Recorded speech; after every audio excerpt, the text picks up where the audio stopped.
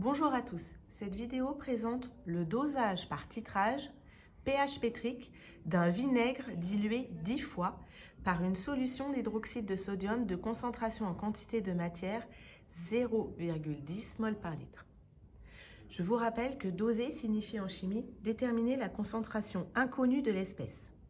Le titrage s'appuie sur une réaction chimique appelée réaction de titrage. Donc ici, l'espèce titrée est l'acide éthanoïque CH3COOH contenu dans le vinaigre et on va diluer ce vinaigre 10 fois. On cherche donc la concentration Ca en CH3COH dans le vinaigre dilué 10 fois. L'espèce titrante est l'ion OH- hydroxyde qui est contenu dans la solution titrante d'hydroxyde de sodium de concentration connue 0,10 mol par litre. La réaction de titrage est donc une réaction acido-basique puisque l'espèce titrée a un caractère acide et l'espèce titrante a un caractère basique. Première étape du protocole d'un dosage par titrage, il va falloir remplir la burette graduée avec la solution titrante d'hydroxyde de sodium à une concentration connue de 0,10 mol par litre. Il faut vérifier qu'il n'y a pas de bulle d'air sous la burette graduée et il faut l'ajuster au 0.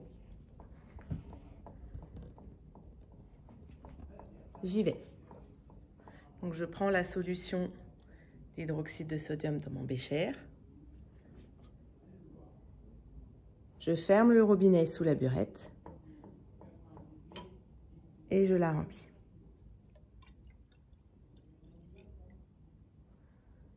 Je monte volontairement plus haut que le 0. Donc le 0 est ici, j'ai monté le liquide jusqu'ici. Pourquoi? Pour pouvoir chasser l'éventuelle bulle d'air sous la burette. J'ouvre le robinet. Je vous fais voir la bulle d'air. Ici. J'essaye de la chasser en ouvrant le robinet à fond. La bulle d'air est chassée. Et j'ajuste maintenant mon 0 de la burette. Je vous montre que le 0 de la burette est correctement ajusté. Deuxième étape du protocole, je vais prélever le volume de la solution à titrer, c'est-à-dire le vinaigre dilué 10 fois, avec une pipette ici jaugée de 10 ml, munie d'une propipette.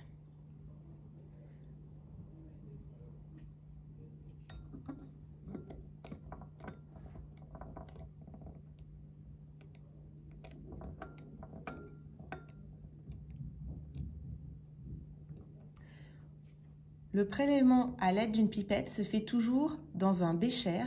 On ne peut pas prélever avec une pipette dans une fiole jaugée ou directement dans un flacon commercial, par exemple.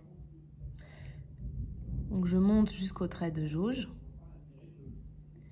et je place mon prélèvement dans le bécher qui se situe sous la burette graduée qui contient la solution titrante. Attention, des pipettes certaines pipettes ont un double trait de jauge. Donc ici, je fais attention de ne pas verser la totalité puisque j'ai un double trait de jauge. Le prélèvement de 10 ml de la solution à titrer est placé dans un bécher de grande taille.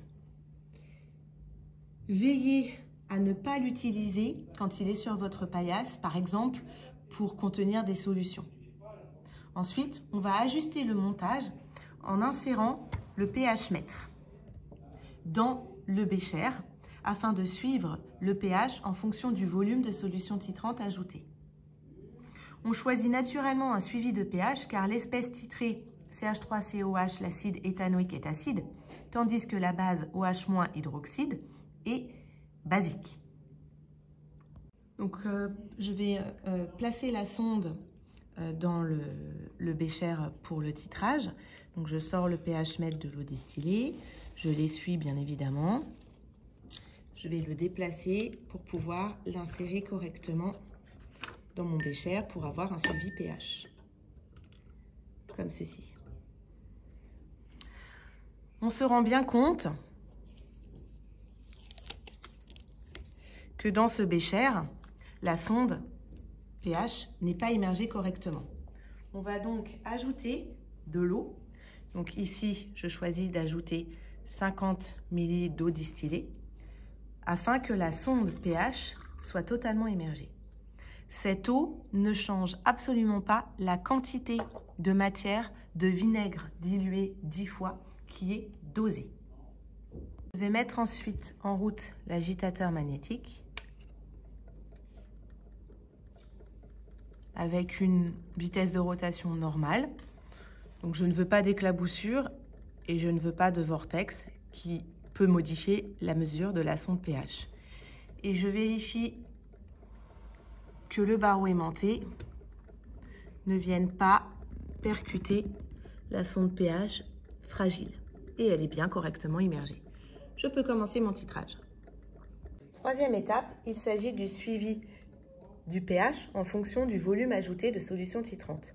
Il faut préparer le graphique en amont afin d'éviter de faire un tableau de mesure qui va vous faire perdre du temps. Faites attention à bien mettre le titre. On va lire le pH indiqué sur le pH mètre, ici 3,1, pour chaque volume de solution titrante ajouté, et on va l'ajouter millilitre par millilitre. Je peux placer donc le premier point. Pour un volume de 0, j'ai un pH de 3,1. Donc pH 3,1 pour un volume de 0. J'ai mon premier point. J'ajoute 1 ml de solution titrante.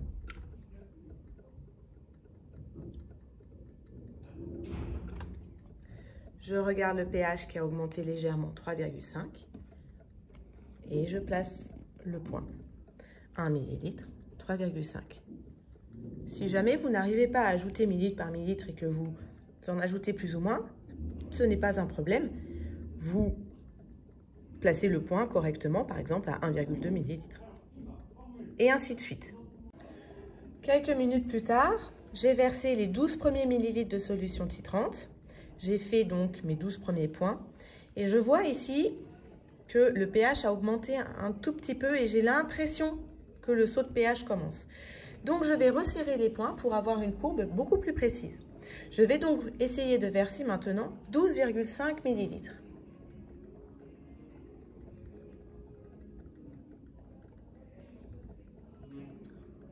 Le pH augmente de un petit peu, 5,7. Donc, je place mon point, 5,7. On est ici. Mon impression est correcte. Je continue de verser 0,5 en 0,5. Je vais passer à 13 ml. Mon pH augmente. J'attends qu'il se stabilise avant de prendre la mesure. Je suis à 6. Je continue de 0,5 en 0,5. 13,5.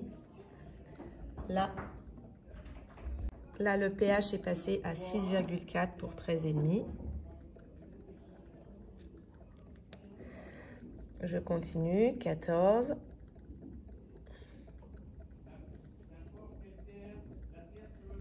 Je crois qu'on est dans le saut de pH. Je vous fais voir le pH mètre. On est à 9,6. Donc, on a notre saut de pH. Je continue de 0,5 en 0,5. On est à 10 maintenant en pH. Je continue de 0,5 en 0,5 ml. Effectivement, il ne faut pas perdre du temps en versant la totalité de la solution titrante. Lorsque le pH n'évolue plus, on arrête le dosage par titrage. Avant de passer à l'exploitation des résultats, on pense à nettoyer la sonde pH et à la remettre dans l'eau distillée.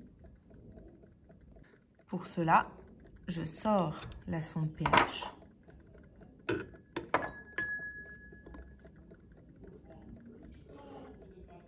Je la rince dans le pot de yaourt prévu à cet effet. Je n'ai pas besoin de l'essuyer pour la retremper dans l'eau distillée. Dernière étape, nous allons exploiter la courbe. En premier, nous relions les points correctement les uns avec les autres. Avec une règle, nous traçons la première tangente en un point quelconque que nous choisissons. Ensuite, avec l'équerre et la règle,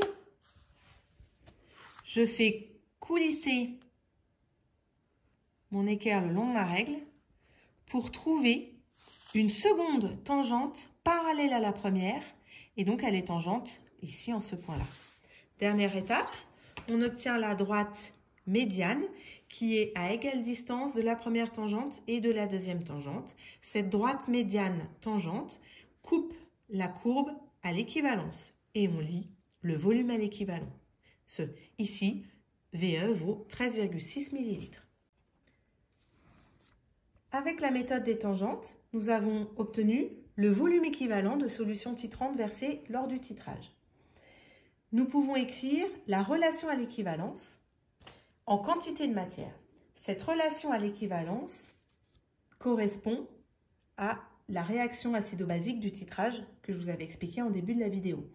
L'espèce titrée, ici, le CH3COH contenu dans le vinaigre, l'acide éthanoïque, et l'espèce titrante, ce sont les ions hydroxyde OH-. Les coefficients stoichiométriques étant égaux à 1, on retrouve ici 1 et 1. Cette relation à l'équivalence est valable en quantité de matière N. On remplace N par C fois V et on peut obtenir facilement Ca, c'est-à-dire la concentration en CH3COOH, donc l'acide éthanoïque de l'espèce titrée, donc dans notre vinaigre dilué. Notre vinaigre, nous l'avions dilué 10 fois. Donc, pour revenir à la concentration de la bouteille de vinaigre commercial, nous allons multiplier par 10 la concentration, ici Ca, trouvée. Ici, 10 correspond au facteur de dilution. Et on obtient 1,4 mol par litre.